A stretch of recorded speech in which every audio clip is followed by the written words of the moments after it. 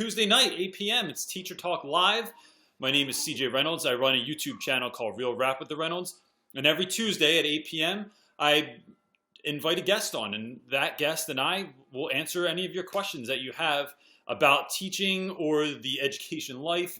And so this week, we have a really great guest coming on, Michele from Pocketful of Primary. She'll be guesting in just a moment. There she is now. I'm going to invite her on now.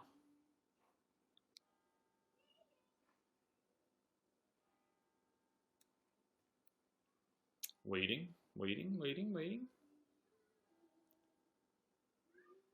The awkward silence before the conversation, as usual. It's become the theme. I always say this kind of feels like you're waiting for a date and you're awkwardly talking to their father about you don't know what, because you don't know him and you don't know what to talk about right now. So thanks everyone for showing up. If you're watching this, didn't go through. I'm going to try it again, Michele. If you're watching this on the rebroadcast and you didn't get the chance to ask a question, go ahead and leave it in the comment section below, and I'll be sure to answer those as soon as we're done. And so it says inviting guests in. I'm just waiting for that to go through, and then, we'll get started. So I see Kate the Sleepy Teacher on here. Edwin's back. Mr. Pocketful of Primary. I can only imagine that's one person. Here we are. No response. Primary, I'm not sure what's happening. I'm gonna try it again and see if it goes through. So here's a great idea that I came up with while I'm waiting. Is it connecting? There it is. Awesome. Okay, I'm in. I'm sorry. That's cool. Thanks for coming on. Yep, no problem. Thanks for having me. Cool. You can hear everything okay? Yep, I can hear you. All right, great. So while we're getting started, I'm going to ask you to introduce yourself in just a second. If people that are watching, if you can go ahead and you can start typing questions in on you now or YouTube, and we'll answer those as they pop up. And if we don't get to all of them, perhaps we'll have a chance to answer some of those questions later, and then we'll kind of take it from there. So, Michele, you're huge on YouTube all of a sudden. Not all of a sudden, but I mean, like you're blown up. This is awesome. Yeah, it's been crazy.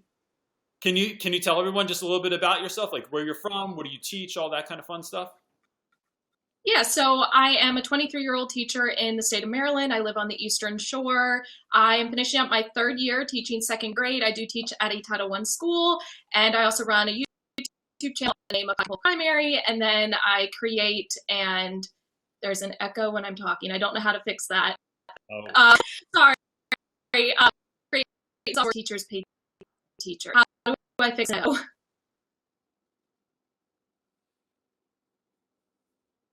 You good? All right, so I'm going to talk while you're doing that, and then we'll switch back and forth. My name, for those of you that don't know, is CJ Reynolds. I have a YouTube channel called Real Rap with the Reynolds. I teach primarily ninth grade literature, and I teach a hip-hop elective in West Philadelphia. And I've been teaching for the last 12 years, taught for the first part of my career in Camden, New Jersey, and now I'm in West Philly at an all-boys school, and it is the best. And so the idea here is that we're taking your questions and we're giving you live answers, like real feedback in real time, instead of just trying to email someone or DM them and then waiting for a response. It's a really great way to just get like instant feedback on things and questions answered that you're wondering about. So to get us started while I'm waiting for questions to pop up, Michele, what is something like a tradition or a routine that you have at the end of the year that kind of helps you either get out of school mode or into summer mode, or to relax?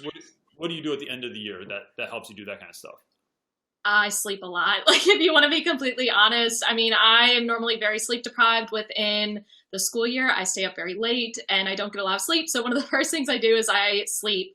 The next day after school, I do not set alarms, and I'll be completely honest, like I wake up in the afternoon usually, and I just don't do anything that day. Like, I watch Netflix and I sleep, and that's usually about it.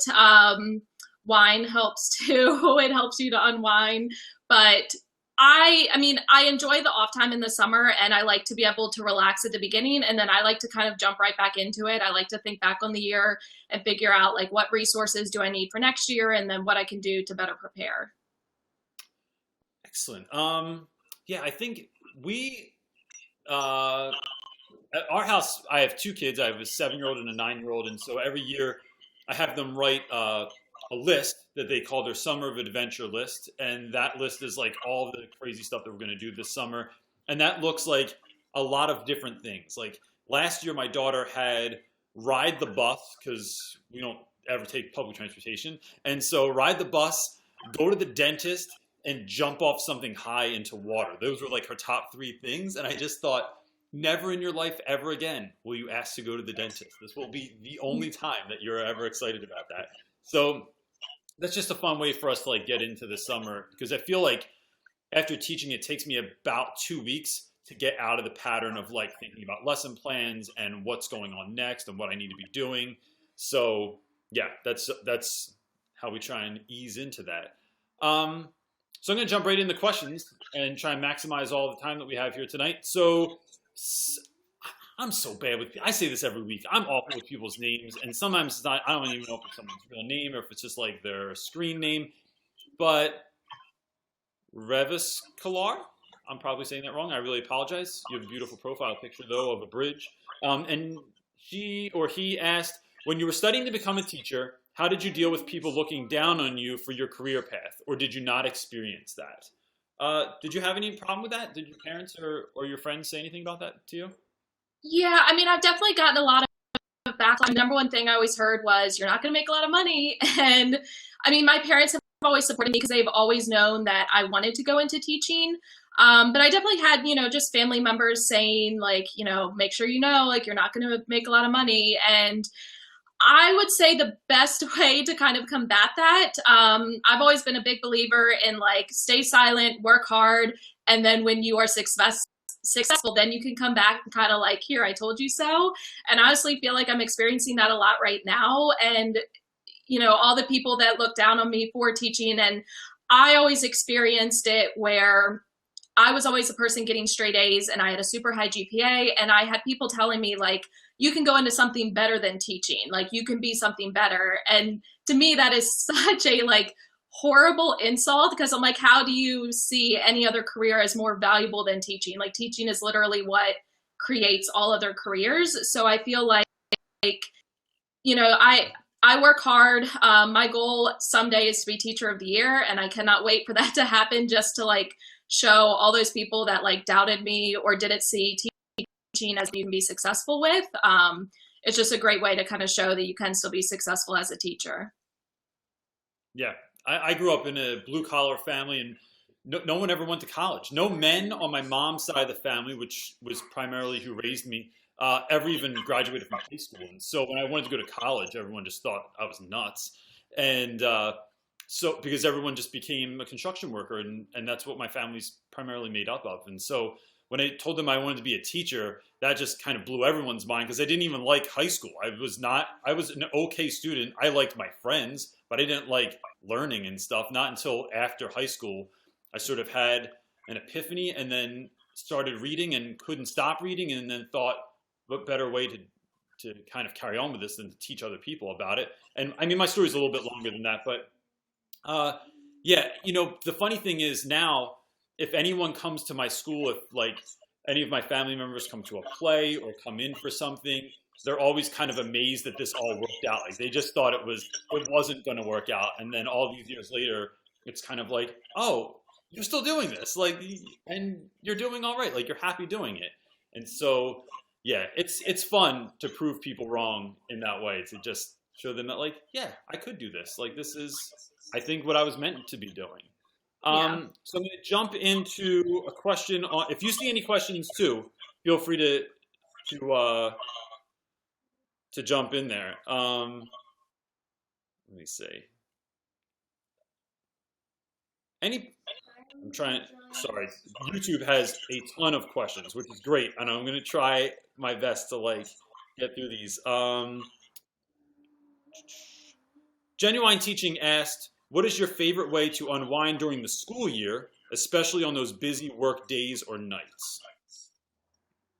Yeah, my number one thing is working out. Like, I was a runner for years. I was a runner in high school, I was a runner in college. I used to run marathons, and that's like my number one stress relief. And weightlifting, like, there is no better feeling than having a stressful day at school, going to the gym and relieving stress. And that's definitely just my number one thing. And that's also like my way to take me time throughout the year, because I think that's super important. Like, make sure you take time for yourself. And for me, like, when I go to the gym, that is my me time. Like, I can put on my headphones, I can completely tune everything else out. I can get my mind off of school and like me and like becoming a better person, not only like as a teacher, but just as a person in general too.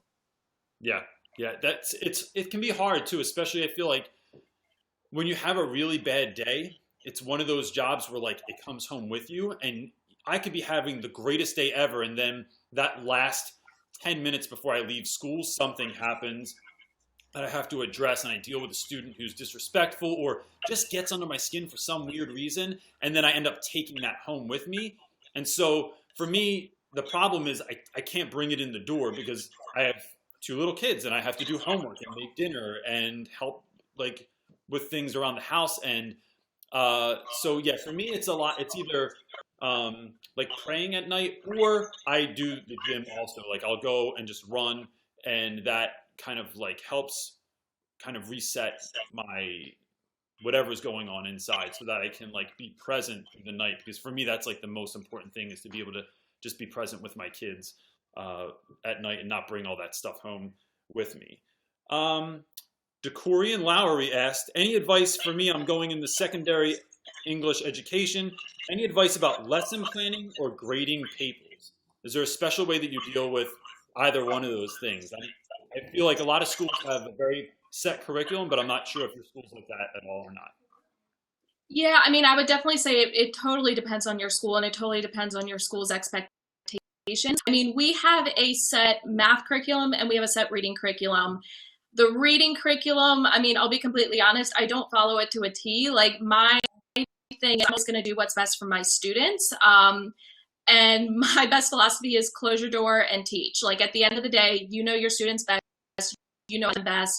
And if that means not following a curriculum that was written 10 years ago, then that's what you need to do. And that may not be the best advice, especially if you're a first year teacher, because I'm not telling you to like go out and break the rules, but just know that you have to look out for your students' best interest. So in terms of lesson planning, it honestly depends on your class. I mean, I've had 3 different classes and I've had to teach them 3 different ways, just depending on how the students are. So you really don't know, like, until you get to meet your class, like what teaching style is going to work best for them. In terms of grading, like, I like to get my grading done that day before I leave. I feel like that's the best way to plan in the future. Like, I can't really plan the next lesson unless I know how they performed on this lesson. So like, that's my data. That's what's going to drive future lessons. I like to get my lesson planning or my grading done so it doesn't like pile up. And, you know, I'm not one of those teachers where grades are due and you have like a whole pile of stuff you have to get to. I like to just get it done that day and have it out of the way. Yeah. I think in terms of grading, even for the students, like having it done is it benefits the students. It gives them feedback in real time almost. And the closer you can get to that, the better off you are. It's funny. I can hear myself through your microphone. I think now it's like coming back through the computer. In terms of lesson planning, though, especially with secondary ed, I have friends. My friend Randy plans almost his whole year out. He has planned out before September starts, and I think my planning. I hasten to use the word organic is a little bit more organic though than that, because I think if my students aren't understanding something, I might have to take it back a step or two and go through that material again. And I'd rather them kind of like go deep with the material than try and cover just a whole bunch of material in the year. And so if I don't get to everything that I want in the year, that's okay. I want the kids to understand the concepts that we went through in the year.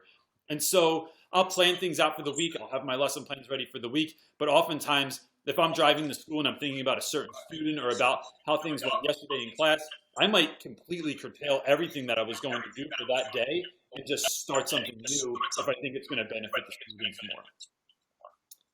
Yeah. Is it still echoing? Is echoing also? Well, it's not on my end, so I was asking like if it's still echoing for other people. Because okay, I mean, my phone is like, I don't know what else to do. Is your volume down on your phone? Yeah, my phone's on silent. Oh, okay. We'll just keep going then. There's nothing we can do about it. Okay. Figure it out. So Kristen D asked. I can't really hear myself. It's hilarious. What is the solution to the disrespectful student brand? I used to be scared of my teachers because I talk to respected adults. I know you've talked about this a lot. Where are you at with that sort of thing? How would you suggest that people deal with disrespectful? Yeah, I mean, I've been dealing with that a lot, and it's honestly a hard thing because also, like, that's not a environment that I grew up in. Like, you know, I never would have dared spoken or treated my teachers the way that some of my students treat me, and it's okay. I'm seeing that the echo is really bad. I don't know what else to do. Maybe it's she's saying. Let me try. Is that any better?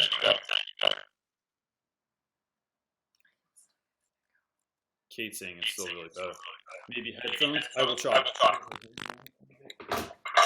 I'll try headphones and see if that works better. Okay, if not, I can find headphones too. And I will be quiet though, so if you want to speak, maybe the echo won't be so bad, and then so you can keep going with what you're talking about. Oh, great! Now we sound like robots. Even better.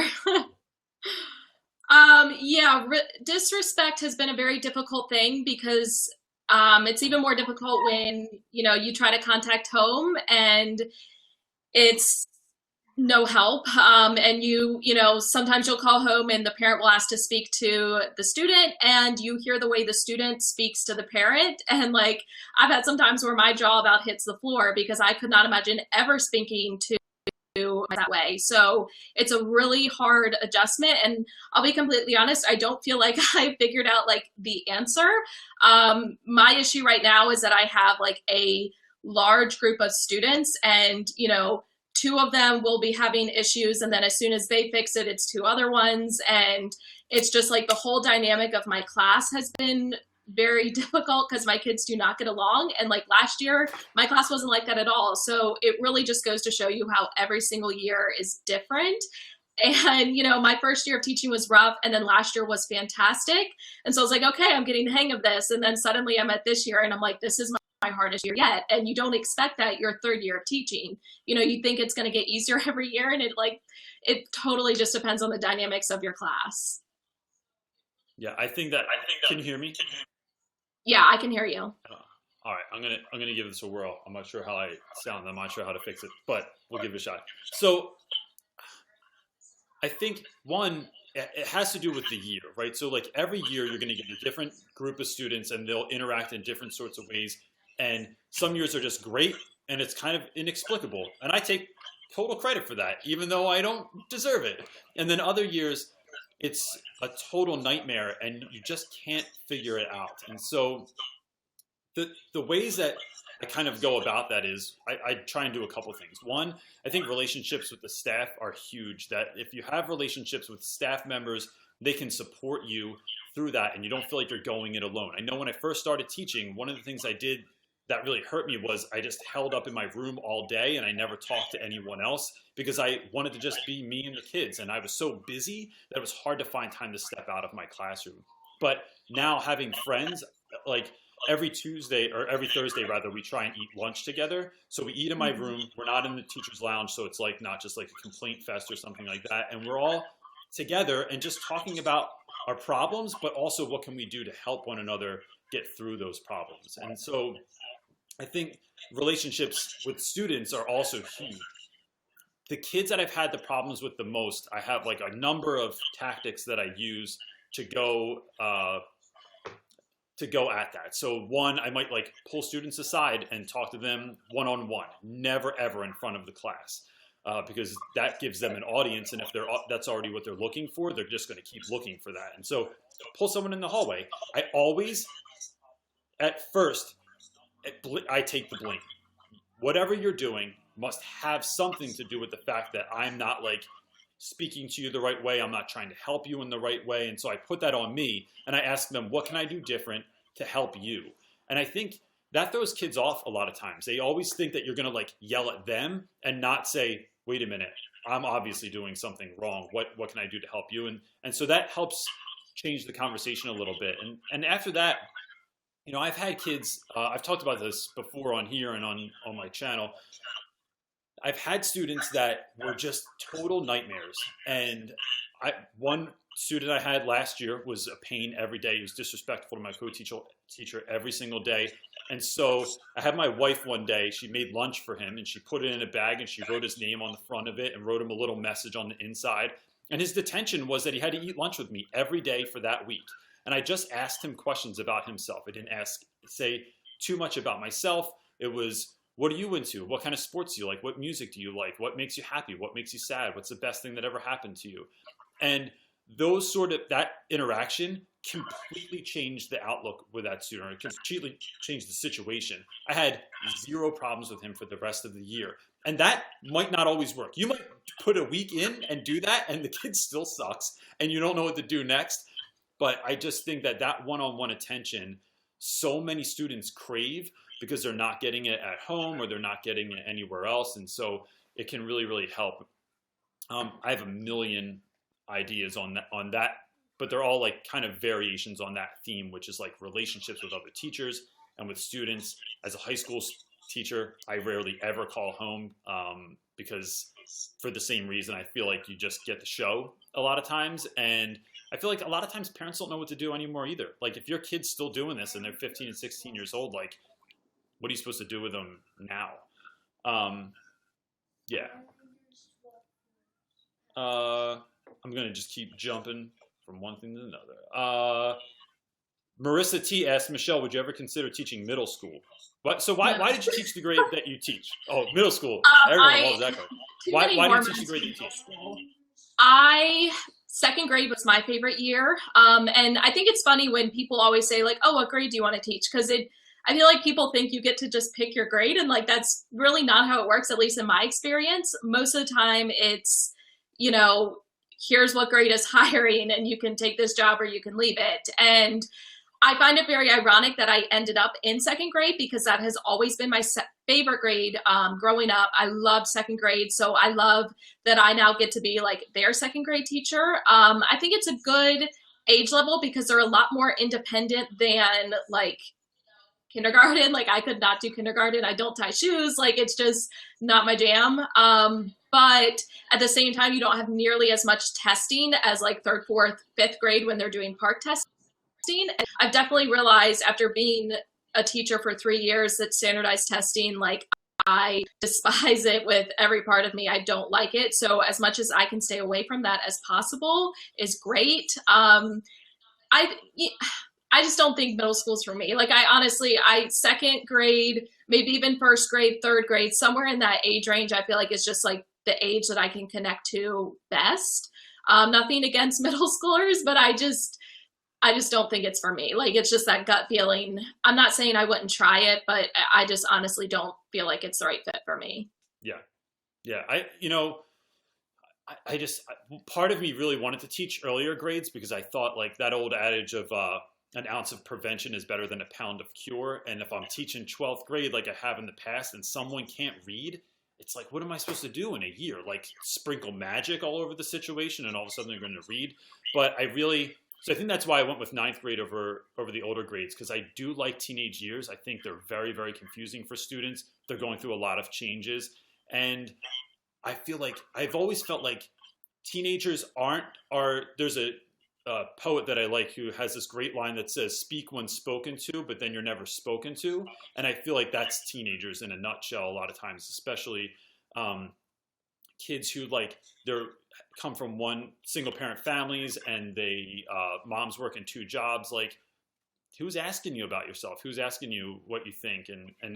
So that's part of what drew me into that. And I don't mean to like pigeonhole every kid from the city and say they're coming from the same thing. But someone had a follow-up question about what we were talking about earlier and said, what do you do when administration doesn't back up your discipline situations? Do you have an issue with that at all?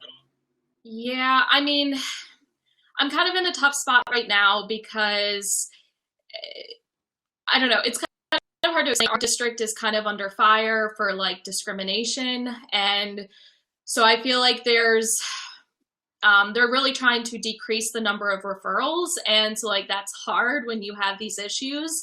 And I've always been the kind of person where I want to handle it in my own classroom. And I've had to write several referrals this year, and like, that's not me. I don't do that. So it's been hard, but I feel like my hands are tied and I've done everything that I can do on my end. And I feel like at that point, administration is supposed to step in. But I almost feel like for some of them, like they kind of don't know how to handle it either. And, you know, I had a kid one day where I took him up to the office. He had a referral. We talked to his mom on the phone and he got in-school suspension, and he immediately went back to music and right away was already in trouble. Like, it did absolutely nothing. So, I mean, honestly, in those cases, it's hard. Like, that's what I'm dealing with now. And I haven't figured out like what is the best way to kind of overcome that. Like, honestly, right now, I'm kind of just trying to get through the last couple of days. Like, I'm trying to stay as positive as possible, but it's very, very rough. And I've kind of realized like, okay, administration isn't really doing a whole lot. So I've got to figure out a way to handle it. And I'm trying to just, you know, still make those connections with the kids. Trying to like, I think a lot of it's just due to the end of the school year. And so like, that's kind of out of my hands. Like, there's not really a whole lot I can do. Like, they know the end of the school year is coming. And I think it's even worse for me this year because they know that I'm leaving and not coming back. And I feel like I'm getting a lot of backfire from that too. And it's kind of like, well, I can't blame them. Like, they feel very distrusting of me now. And like, there's not a whole lot I can do. I'm trying to let them know how much I care about them, but ultimately it's not making a huge difference. Yeah, that's tough. And, you know, no matter how bad I've had or how bad a student has been or how difficult they've been, it's really important for me to try and remember that, like, the kids are doing that for a reason. They're probably not born that way, right? They like, something happened, something is going on in their life. There's something that's confusing them. And so I just try and have a lot of compassion for students for that reason. But with that being said, like, I tell my students all the time, like, don't mistake my kindness for weakness. That I will not let you act like that in my class, or I will not let you kind of like spoil the rest of the class because you want to act a particular way.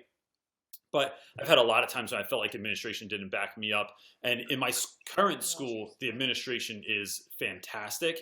And I feel like I really can count on them. But for too long before that, I couldn't count on administration. So now I always like hasten to go to the principal or call like we have security guards at our school, which makes us sound like a really tough school, even though they're just my buddies that hang out in the hallway. So they hasten to call those guys in because I do like to handle stuff in-house best I can, because I feel like I don't want to hand off my problems. I want to be able to handle them myself. And so that's tough. A lot of that is a pride thing for me also, but that's just kind of how I've handled things, and it's been all right so far.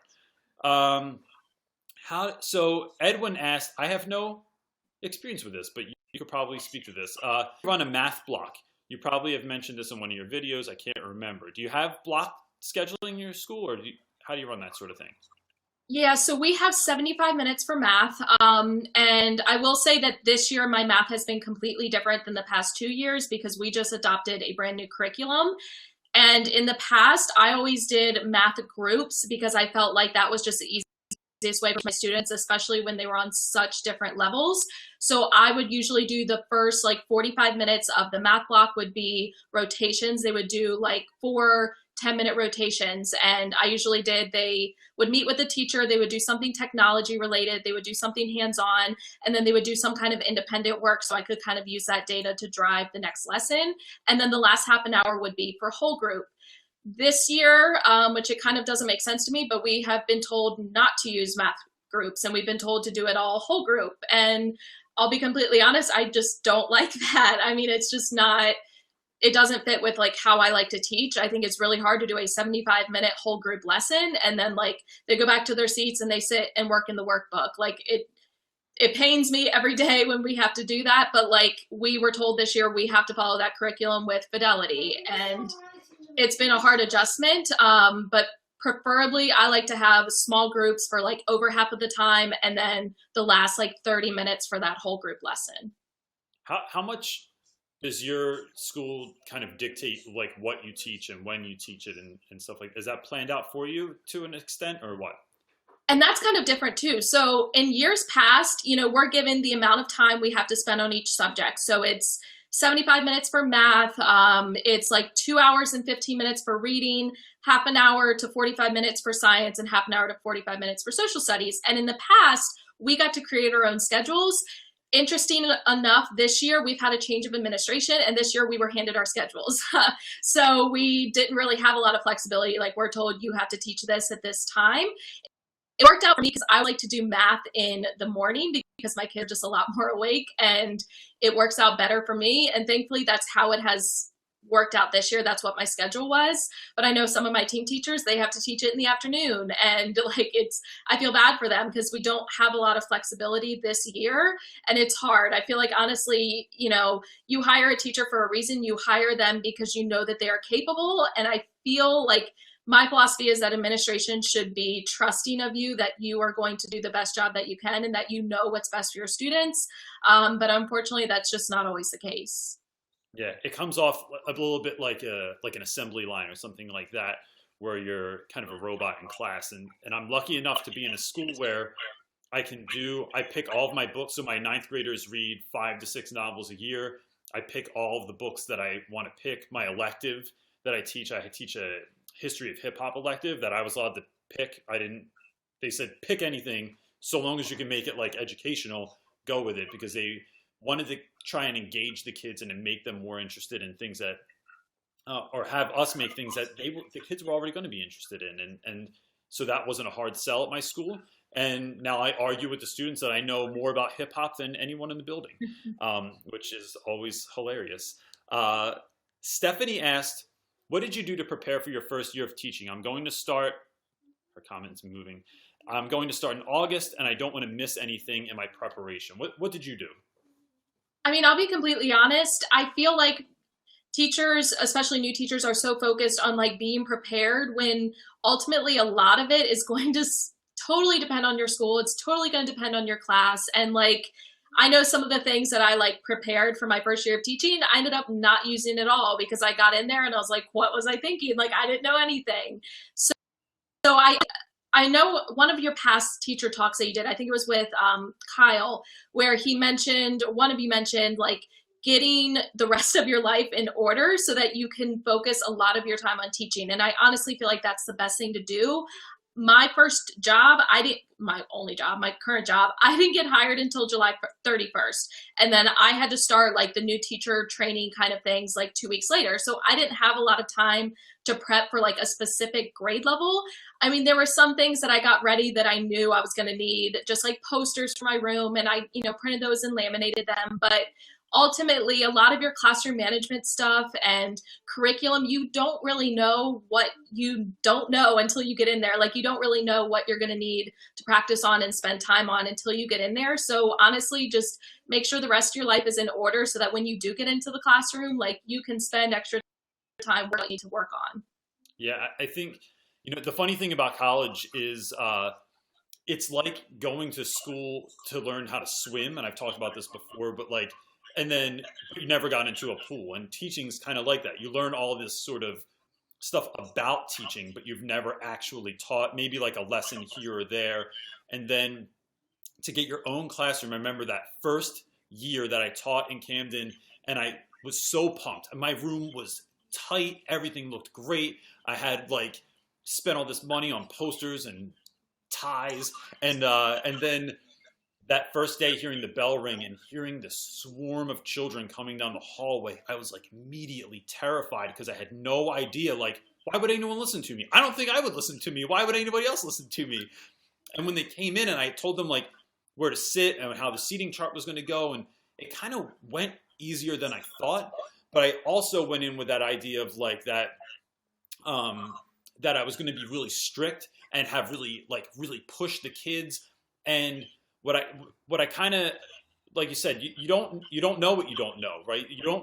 You have to, I think it has a lot to do, being successful your first year has a lot to do with figuring out the kind of person that you are and how you can relate that to the kids. And so I didn't realize at first that like I have a really powerful sense of humor. It's one of the things that I like the most about myself, and why wouldn't I use that to connect with the kids? And I really I'm interested in what the kids are who they are, and so why wouldn't I use that to my advantage? So I think it has a lot to do, not so much with like the logistics of your classroom, but although that's important, I think it has a lot to do with like you figuring out who you are, what your strengths are, and what you bring to the classroom, because that's going to mean everything. Everything else is kind of secondary to that. Although I do think that there's a lot to do with making sure that like I feel better when my house looks tidy and things are where they're supposed to be. That puts my brain in a good place. So anything I can do to put myself in a really good place, whether that's exercising or meditating or praying, I feel like I can go in on my A game and nothing can touch me. Because even now, if I'm having an awful week, if I can kind of get my head into a space where I'm feeling better, then I'm just ready to crush it no matter what happens. Yeah. There was a good question that just popped up. I don't know what that means. Hold on one second.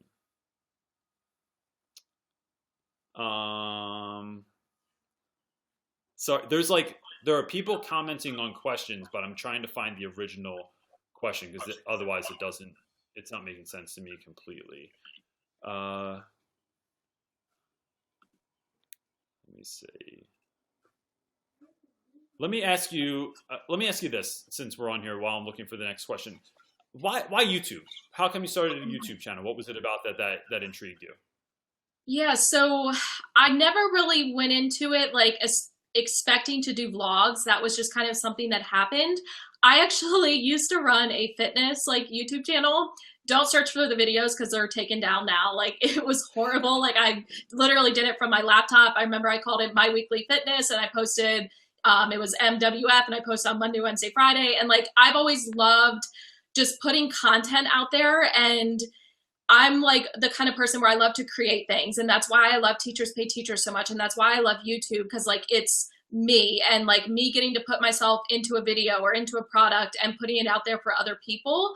And I knew that I had all of these ideas that like I wanted to share for the classroom. And I figured YouTube was the best outlet for that. And I decided to go for it. And I've had a lot of people ask me like, what should I do if I want to start? And it's honestly just jump into it. Just start putting content out there, put out valuable content that people need, and you'll get the support. The vlogging kind of happened on accident. Like, I had people tell me to do a vlog, so I was like, okay. And I recorded one, and like everyone loved it. So I was like, okay, I guess I can keep doing this. And now like that's the central part of my channel, which is kind of weird to me because that was never what I like intended for it to be. But again, like it's driven by your viewers. Like they will let you know what they want to see. And as long as you listen to them, that support will be there. And honestly, like starting YouTube was the best decision of my life because the support that I've gotten on there, like I honestly don't think I could have gotten through this school year without that. So I am so incredibly thankful for just the teaching community in general. Like I honestly feel like out of all the professions, it is by far the most like supportive community. And I feel like it's because we need that. Like teachers know how other teachers feel, and they know that they need that support. And I'm just so thankful for everyone like on YouTube and, even Instagram, Facebook, like it's everywhere on social media. And I honestly can't imagine teaching like ago before that existed. Like I feel for those teachers because I never could have gotten through it without like that support.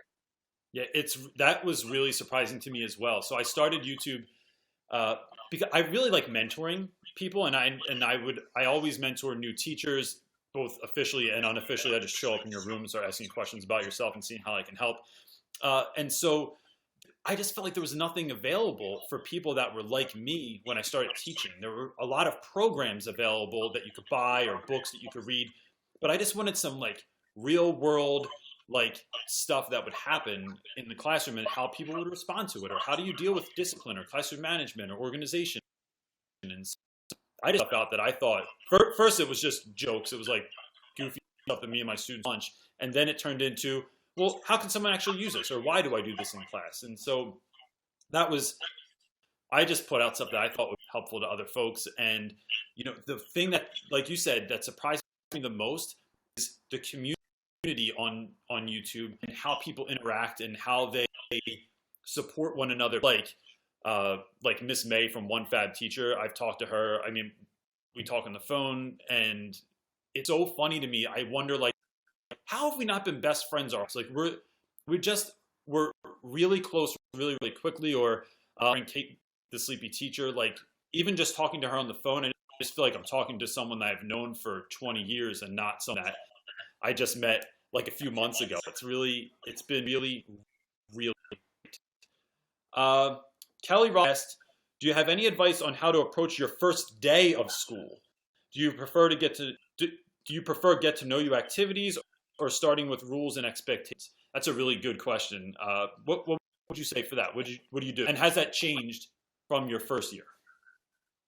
Yeah, I mean, I honestly feel like I do a mixture of both. Like, you have to set those expectations the first day, but you also need to build, your class from day one. So I honestly feel like it's best to kind of go like back and forth. I would say more time spent on like, the rules and routines. Like, I remember hearing people say the whole thing of like, don't smile till December or whatever. And I always, it's like, I would never do that.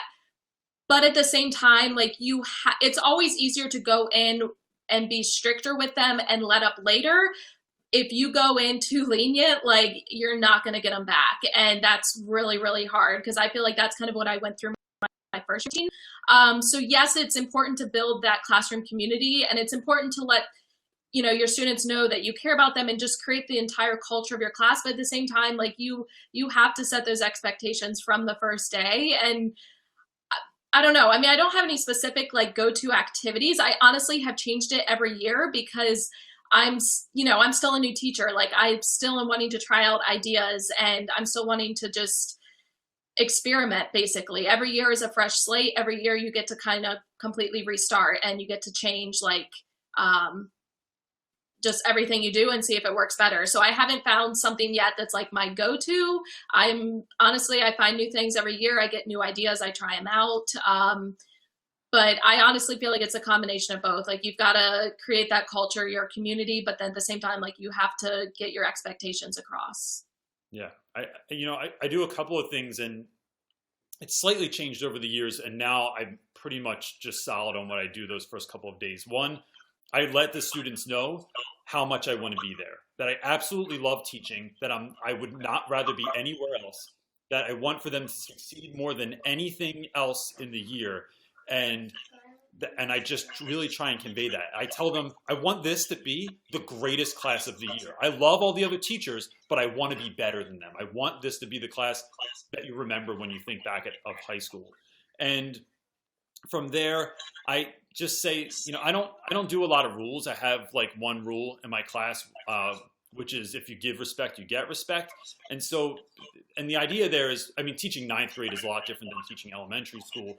I ask guys, I pick a few people out and I say, if I called your mother right now and I asked her if she raised a fool, what would she say? And everyone always says no. And there's always like one like wise guy that's like, oh, my mom would probably say I was a fool. But the idea there is that your parents have already raised you right. You know what you should and shouldn't do. You know that you shouldn't throw things across the classroom, and that you shouldn't take your shoes off in class, and other weird things that kids do. But I just think that they already know so much stuff on what they should and shouldn't do that I don't feel like I need to go through that. And when I do that, I feel like it lets the kids know that I'm thinking of them as adults and not as kids.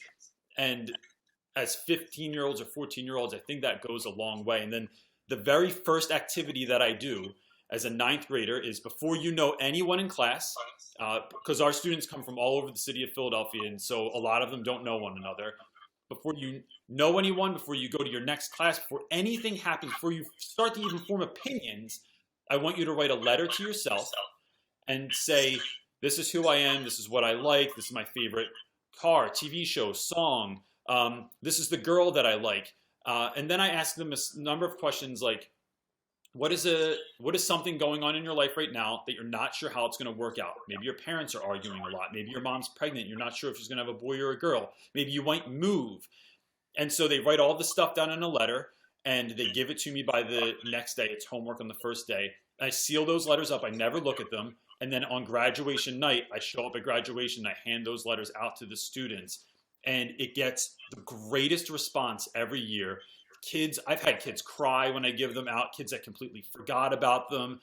I've had students that have moved away that will contact me from other states that have gotten back to me. And it's just a really great way to start the year because kids love talking about themselves and it's this thing to look forward to. And I tell them that no matter where you move, no matter what happens, I will make sure that this letter gets to you. And I've had a pretty good return rate on that. Some kids disappear off the map. I have no idea whatever happened to them, and no one does. So I hold on to those letters in case they show up. But that's how I start my year, and it works really well for me. Yeah, Philip, actually, I'm sorry. Go ahead. I was just gonna say, I do something similar where like I tell my class on the first day, like, oh yeah, you were put in the best second grade class. Like, didn't you know that? And I always tell them like, you guys are the best students out of all of second grade. And there's always ones like, really me? And I feel like that's just a great way to start the year. But I feel like a big difference between like high school and second grade, your students do know right from wrong. And I've had students come to me, where they've never been to school before. Like we have a very big Haitian population and I've had kids come to me where they've literally never been to school and they come and they have no idea about any of it. Like they don't know how to go to the bathroom by themselves. Like it's a completely different culture. And so that's why I said like enforcing the expectations and like letting them know that is because I honestly have kids that come to me where they've never been to a school before and they have no idea like what the expectations even are. Wow, that's really interesting. I hadn't thought of that, and I think that's good advice. Philip White said, so two things while I'm doing this. One, I want everyone to, I feel like I've gotten comments about this before. I'm always paying attention. I have to look down at my phone though, so sometimes it looks like I'm not listening, but I'm trying to like do two things at once. And there's not always a answer to every, like, I don't even want to talk about that. All right, I'm going to go on to the next question. So Philip White said, Michele, do you have any tips?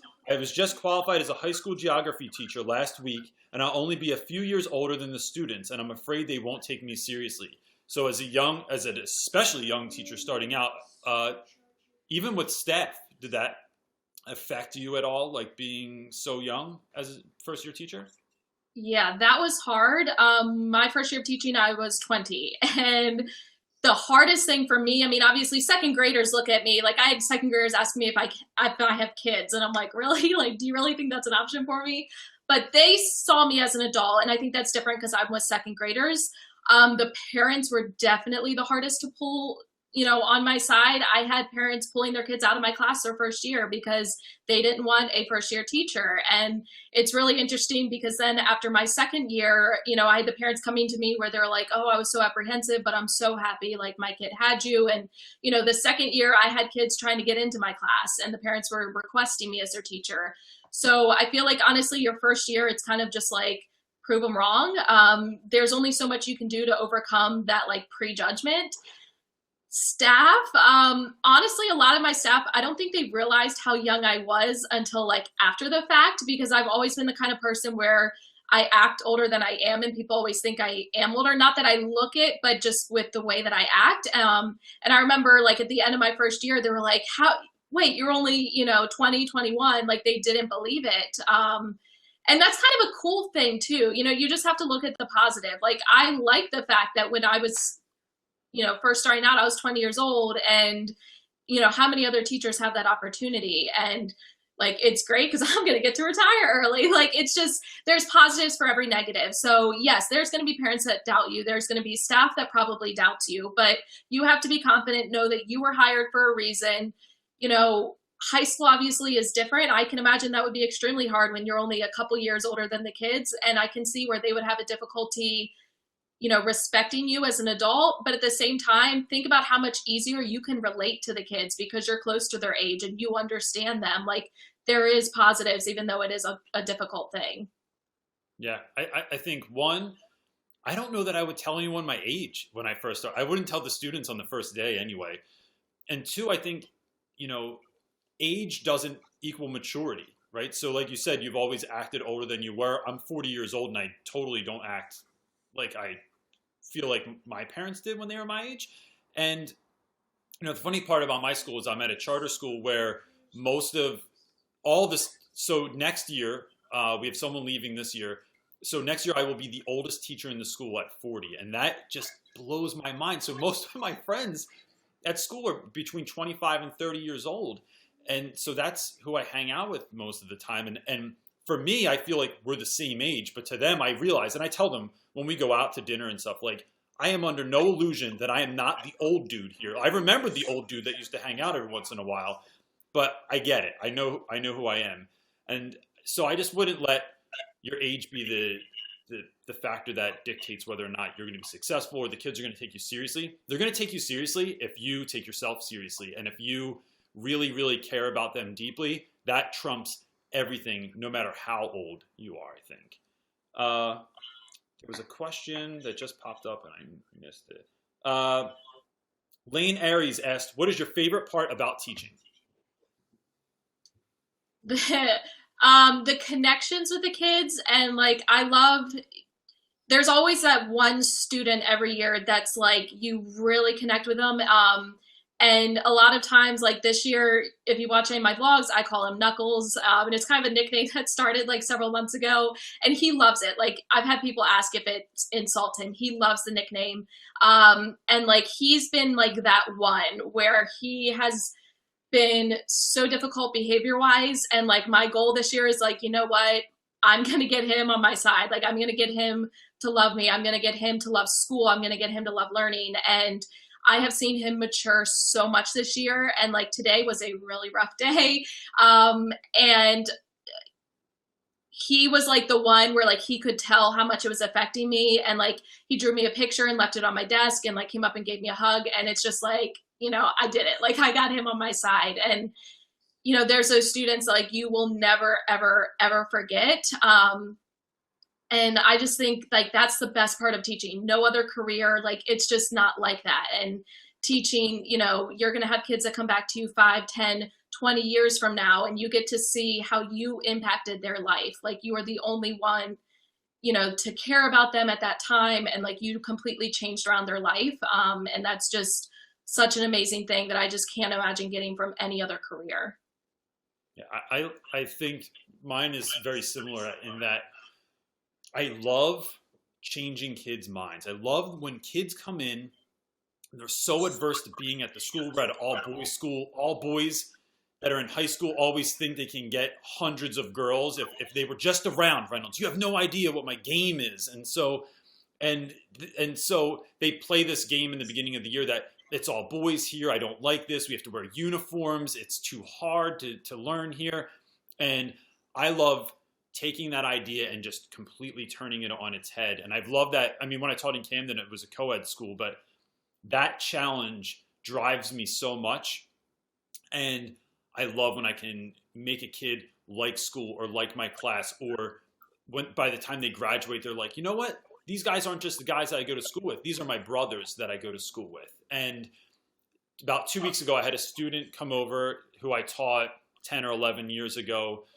She's one of my favorite students of all time. And she texted me on her way home from school or on her way home from work now, because she has a career. And she said, would it be all right if I stopped by? And I said, of course. So my wife and I were cooking dinner in our kitchen. She just walks in the house because she's been here a bunch of times. And she just starts sobbing in my kitchen when she saw us. And I said, what in the world is going on? Like, what happened? And she said, I'm just so happy to see you guys. I've missed you. And for me, like, that's it. Like, you win when that happens. Like, that child hated my school, hated my class, didn't like me, didn't want to be a part of anything when she was a freshman in high school. And I just kept chiseling away at her year after year. And I just wouldn't let her, I just wanted her to connect to someone. It didn't have to be me, right? One of the things I tell my students all the time is like, I don't need to be your hero. I just want you to have one. And for someone to show up and to get that kind of response, it's like, I'm done. Like I could be done now and I'd be completely happy because those connections are everything for me. So this is a good question. I think Tweak the Sleepy Teacher saw this on YouTube probably, but she's saying, how do your colleagues feel about you having social media? So does anyone watch your YouTube channel at school, and what do they say about that, or Instagram or whatever else? Yeah, it's kind of one of those things where I just started it on my own and I never came out and said like, hey, I'm doing this, check it out. Like I just did it my first year, at the very end of my first year. Like I started an Instagram mostly because I was tired of like annoying my friends and my family with all my posts about teaching. So I was like, okay, I'm going to create one for teaching. So I created my Instagram. And I think my teen teachers were the first ones to find out because I also started making TPT products and I was sending it to them. And they've always been super, super supportive. And I'm so thankful for that. And then like my second year, I kept up with, the Instagram. And I think some more people started to find out. And then with YouTube, again, my team teachers knew, and more staff members just started to find out a little bit at a time. I remember one of the fifth grade teachers, like she stopped me one day in the hallway and she's like, oh, it's on YouTube. And like, I saw a video pop up on the side and I realized like it was you. And I feel like it's happened a little bit at a time. Now I would probably say a fair amount of teachers at my school know.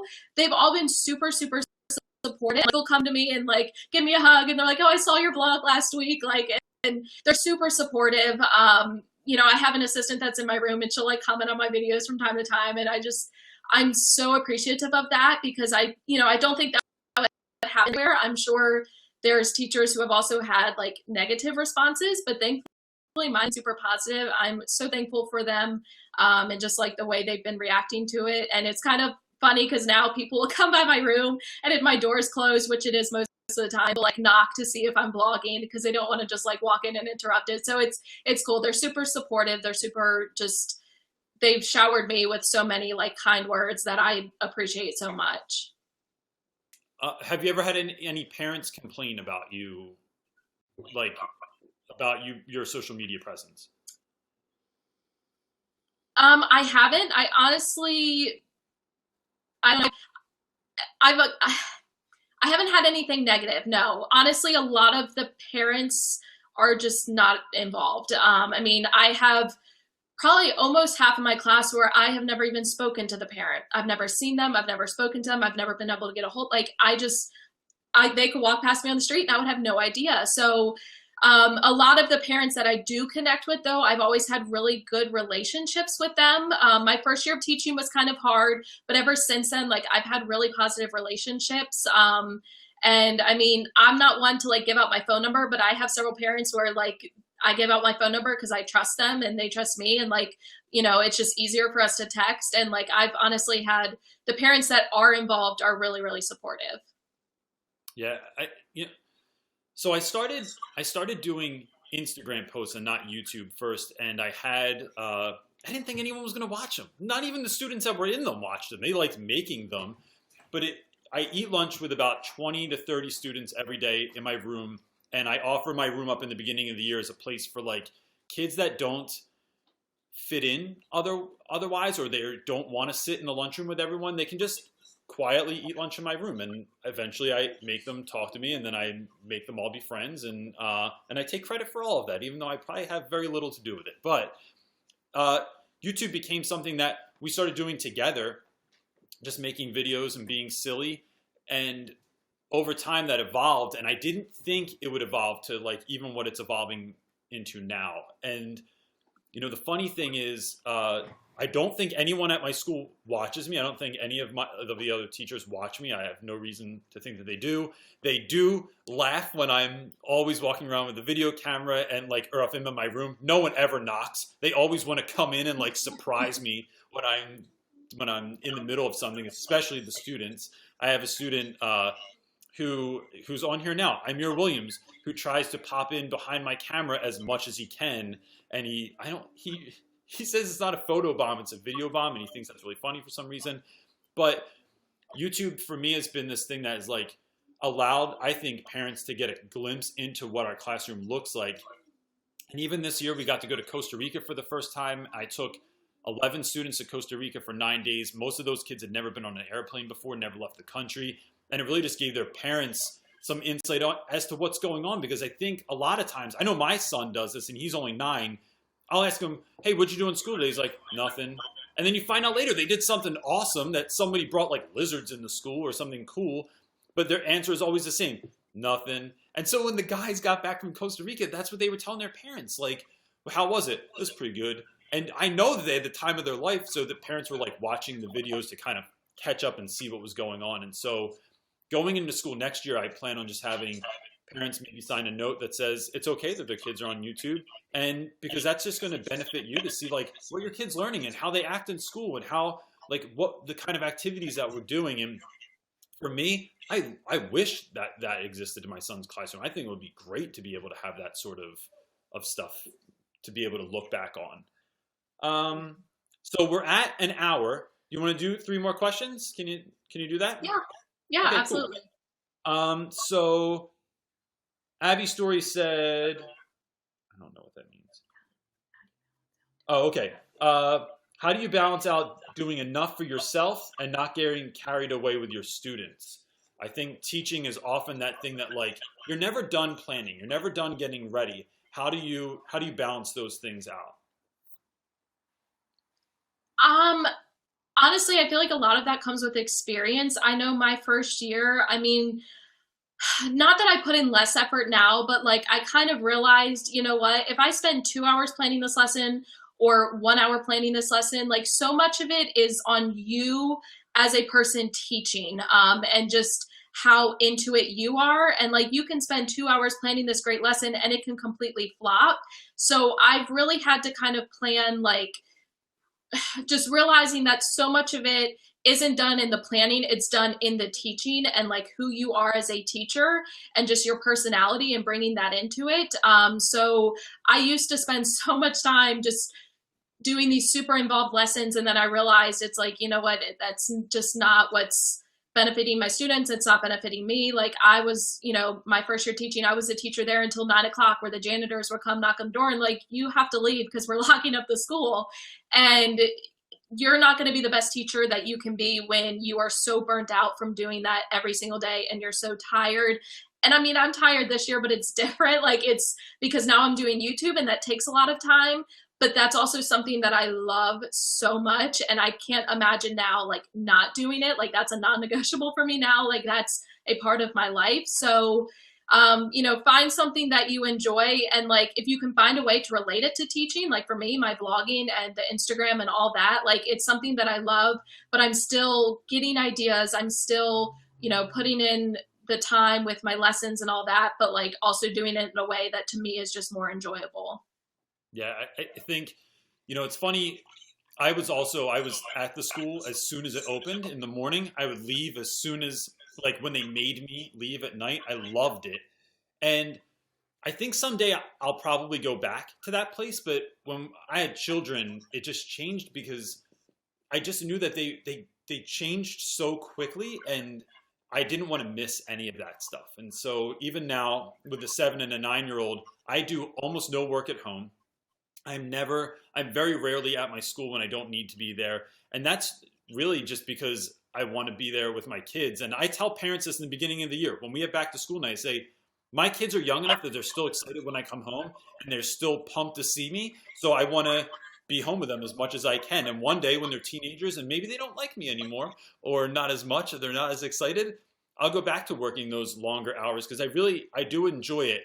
But I think you're right. There's a difference between that first year where you're totally burnt out. And I remember getting home at night and passing out on my couch and waking up in the morning and thinking, oh my God, I didn't even eat dinner. I don't even remember falling asleep. And so as to now, I really, really love it so much that I would spend more time. And you're right about YouTube. I mean, I'll come home at 5, 6 o'clock at night, and then I'll do YouTube until midnight, 1 in the morning, just because it's really fun to do and to think of stuff. And And plus, if students help me with a video, so we made a video yesterday, me and a bunch of kids, and they kept texting me like, did you put that video up yet? I see you didn't put the video up yet. And I'm like, it doesn't just appear, man. You gotta like, it takes an enormous amount of work to make something that's even half decent looking. So that's been interesting as well. But yeah, it can fill up as much time as you want it to fill up.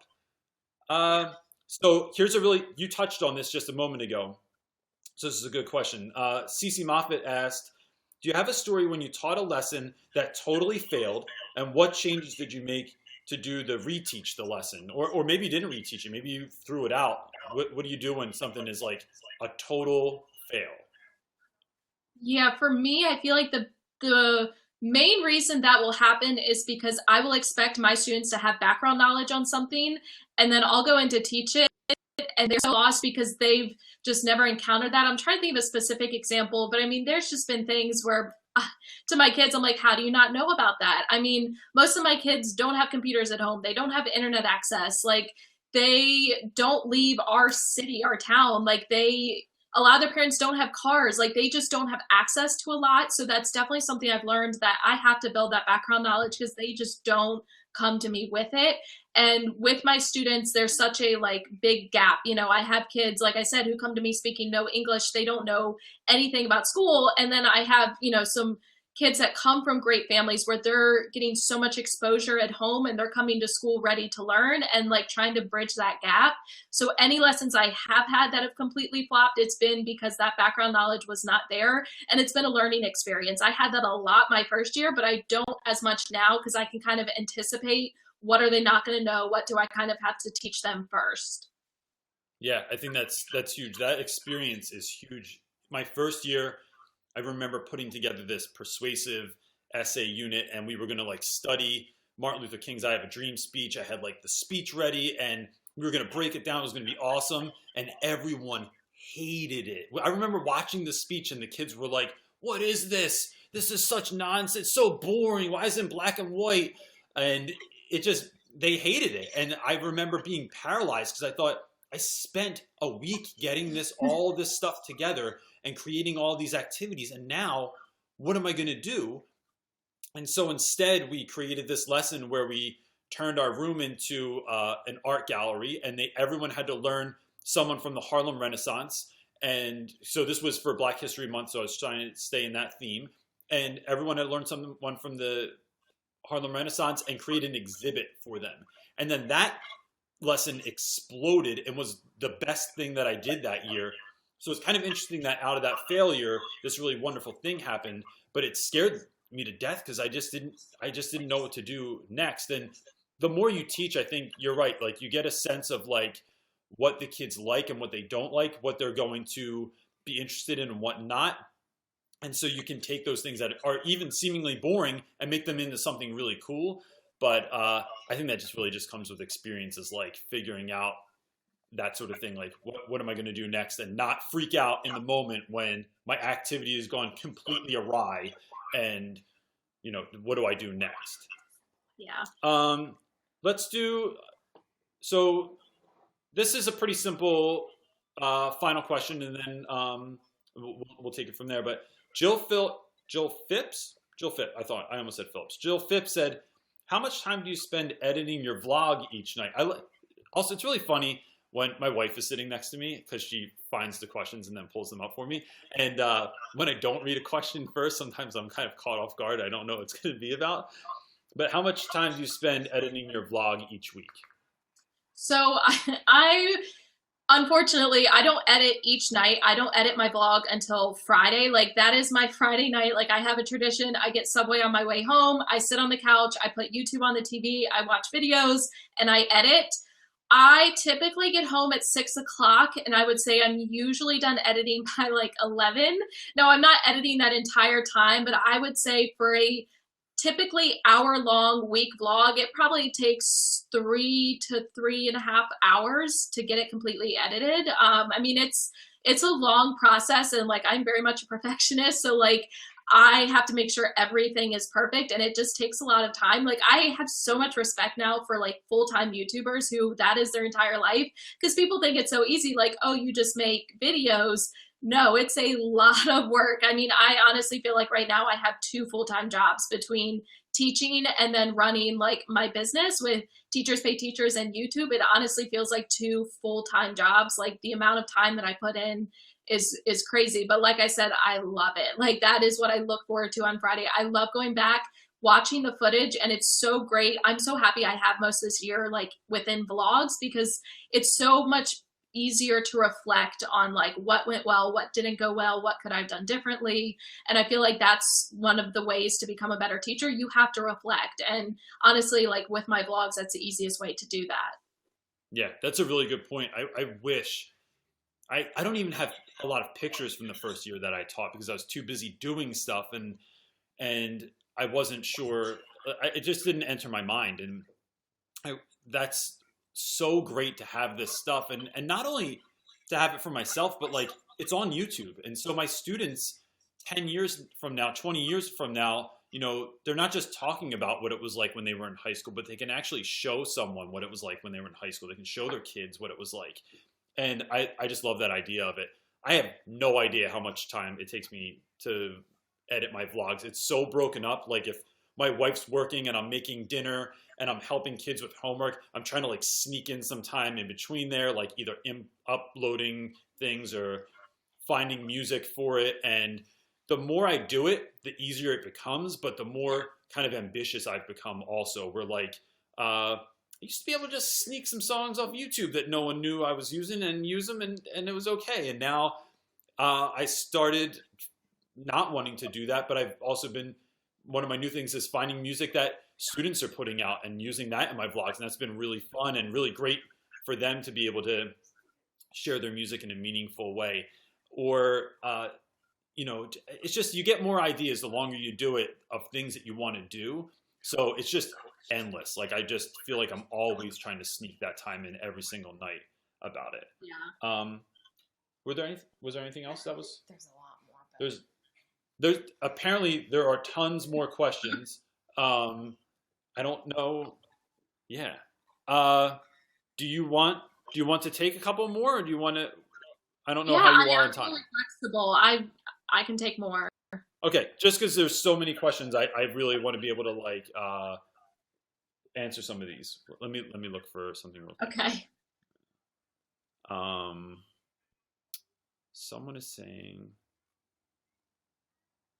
Someone is asking me, but this could apply to you as well. Do I attend extracurricular activities of my students? I do attend extracurricular activities, not as many as I'd like because I do have small kids that are not remotely interested in sports. So like going to football games and stuff like that is difficult.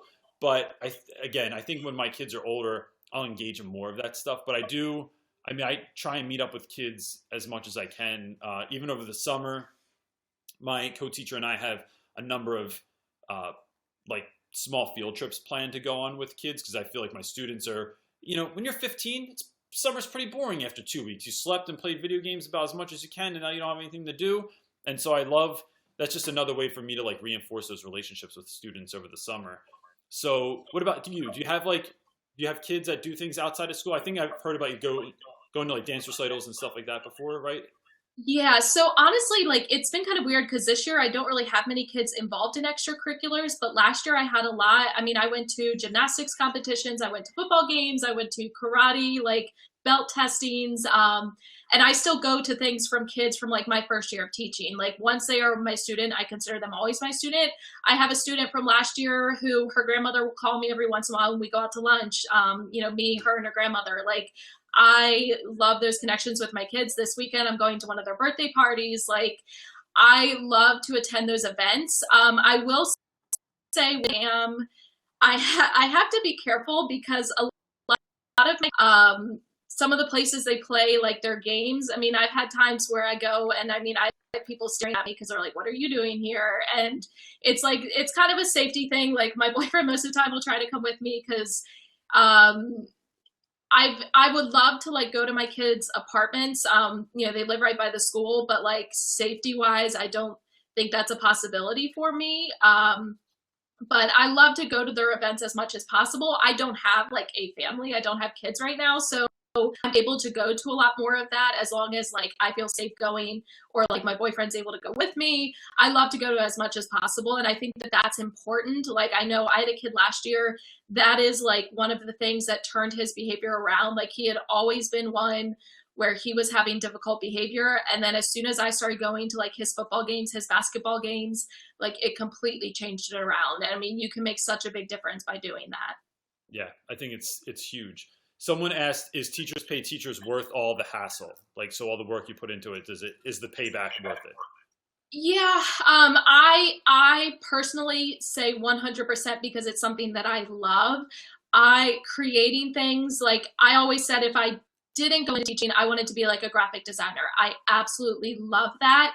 So for me, like that's my stress relief. And you know, people always tell me to take time for myself, but I'm like, honestly, creating products, editing videos, like that is my way of taking time for myself. I love it 100%. So if it's something that you really enjoy, absolutely, it's worth it. It is a lot of work. I mean, it's honestly like another job, but if it's something that you enjoy, it is 100% worth it.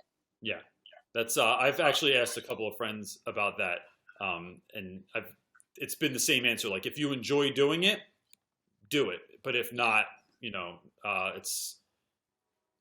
it takes a while to kind of like build the following on there. Yes, for stuff. Absolutely. What was that other question you had? Kelly Bilbo asked, "What is the number one advice you can give a brand new teacher?" Take time for yourself. My first year, I mean, I not that I got burnt out, but like I had to kind of learn the hard way that as important as it is that you put in time in your classroom, it's equally important that you take time for yourself. And I think for a first year teacher, there is always more to do no matter what. Like your to-do list is never going to end.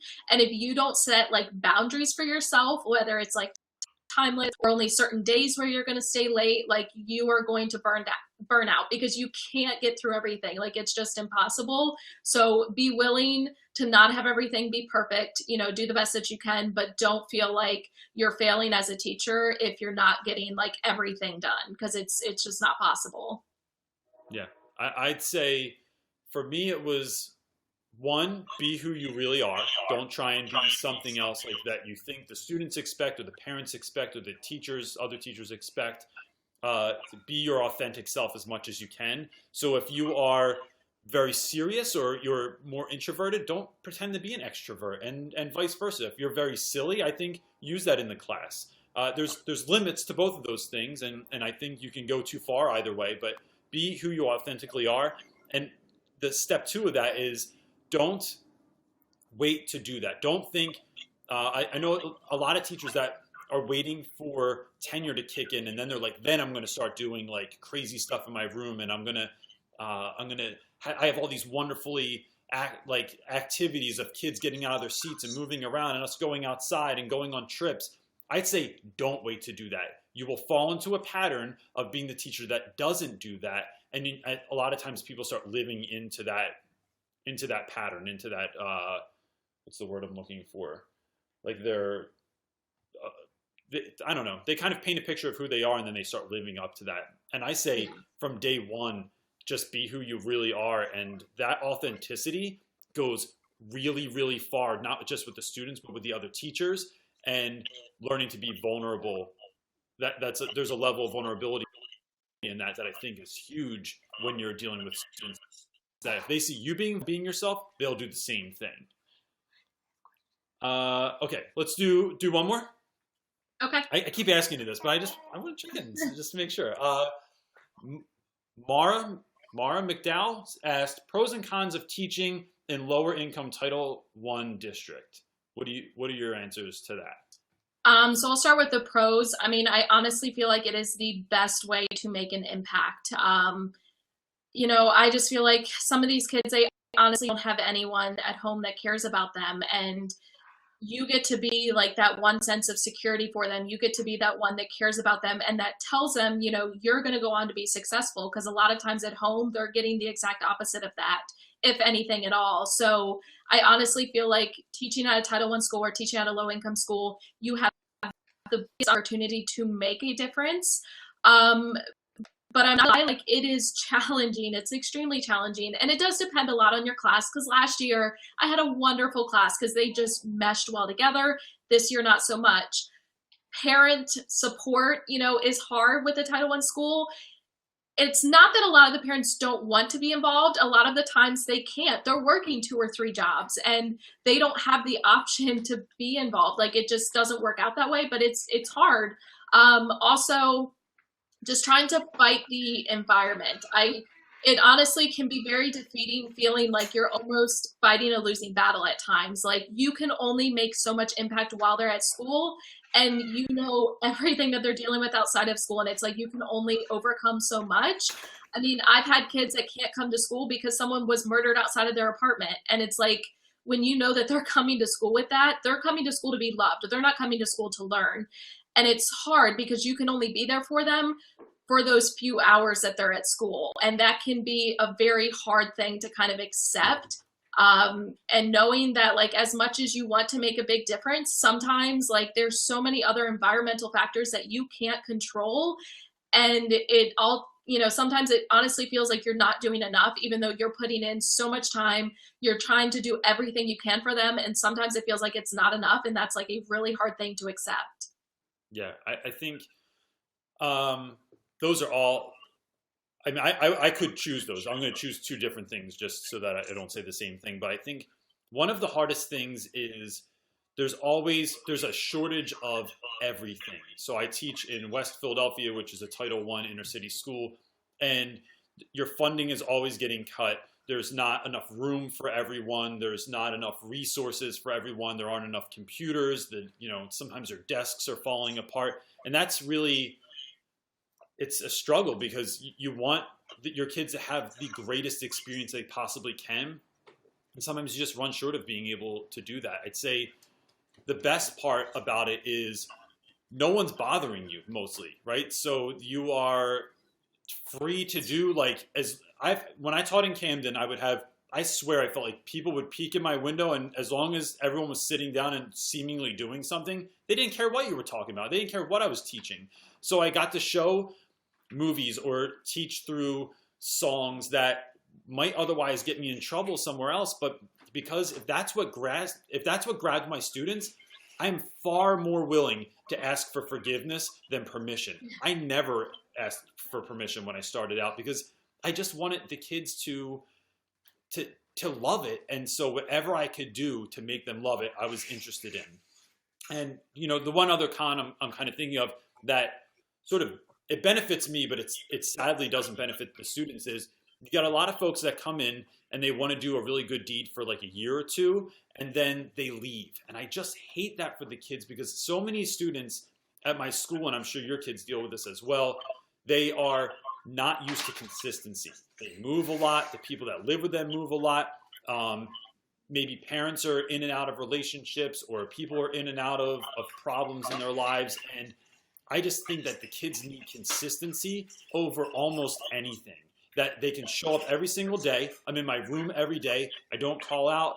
I very rarely call out sick just because I love being there for the guys. They come in the morning. We eat breakfast together. We eat lunch together. If I don't show up for lunch, I have kids that like don't know what to do, that will text me at home and say, Reynolds, where the hell are you? Like, it's lunchtime. What are we supposed to do? You in the dining hall? So that is really tough for the kids, but then it just makes those of, the teachers that stick around for a long time kind of be able to benefit from that. And so, yeah, I just think that's what I think of immediately. So, yeah. Thanks so much for being on, Michele. This is great. And I just feel like we could probably go on for hours, but, we got to cut off at some point, I guess. So, and I want to respect your time. So thanks a lot for coming on tonight. I really, really appreciate it. I just want to say before we get off that next week we have a Classroom Diva is coming on to help answer questions. We'll be on Tuesday night again at 8 p.m. If you have any other questions, do you want to tell everyone just where they can find you real quick, Michele?